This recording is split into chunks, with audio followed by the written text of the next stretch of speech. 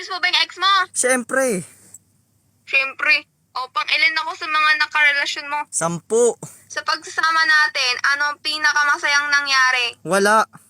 Nakikita mo ba yung future mo ng Wala. ex mo? O, kailan man sa renew ng ex mo? Nung 15. Sa atin, May mansari ba tayo? Di tayo nagaganon. sino mas maganda sa amin ng ex mo? Siyempre, ex. Anong meron siya na wala ako? Lahat. Kung ulam yung ex mo, ano siya? Lechon. Masarap. Juicy. Kanton? O ako, anong kung ulam ako, ano ako? Paksiw. Maasim. Bakit paksiw? Anong lamang ko sa ex mo? Wala. Patingin mo yung mata mo ha, patingin mo. Talaga. Mabaho ba yung kilikili ko? Siyempre. Amoy paksiw nga eh. Yung hininga ko, mabango ba? Ang baho eh. Kailangan mo mag-toothbrush mga 5 times. Di ka pa nagpapa-adjust. Kapal lang mukha mo na. O, sino mas mabango yung kilikili sa amin ng ex mo? Siyempre, yung ex ko, baby, maasim sa'yo. O, bakit sa kanya amoy? Amoy O, ano perfume. amoy? Versace. Anong pangalan ng ex mo? Nicole. Sino matalino sa amin ng ex mo? Ba't puro ex?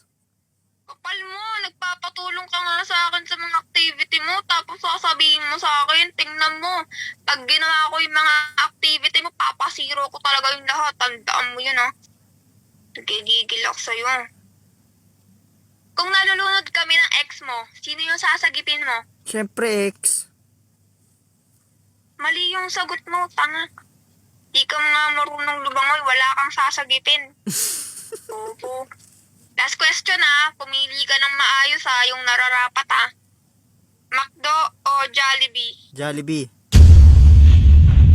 Sa'yo, alam mo ba yan? Malapit lang ako. Alam mo ba kung siguro please nag-rap tayo? Yung mga sinabi mo, gusto mo gawin ko sa'yo? Tupol na mo ba ako? Anong sasabihin mo? Sorry po. Nakasan na. Sorry po, baby. Oo. Uulitin mo pa yan, uulitin mo pa. Hindi na.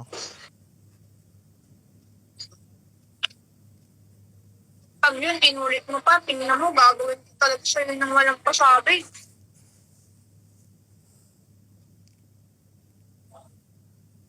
Number 24, number 24.